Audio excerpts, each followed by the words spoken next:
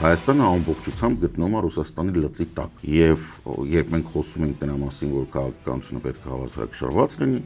մենք կողմ ենք դրան, բայց դա նշանակում է, որ առնվազն երկաթգիծը, չգիտեմ, Yandex-ը, ռուսական տարբեր բանկեր, ռուսական բիզնեսի ներկայացություն, Տրամագլուխ առնվազն,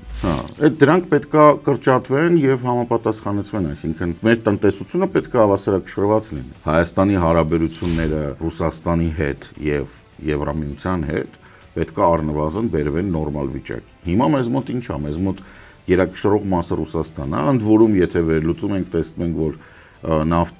նավթամթերքի եւ գազի սրա մասին, ծավալը որ հանում ենք, ստացվում է, որ մոտավորապես հավասարակշռված է, բայց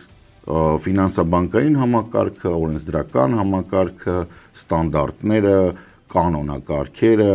այս ամբողջը, տեսեք, ոնց որ ստացվում է, որ ընդհանուր Եվրամիության հետ եւ Ռուսաստանի հետ նավթը եւ գազը հանած մենք հավասարաչափ տնտեսական հարաբերություններ ունենք զուտ գումարային, բայց ստանդարտները, օրենքները եւ բաները ամբողջությամբ հարմարեցված են Ռուսաստանին։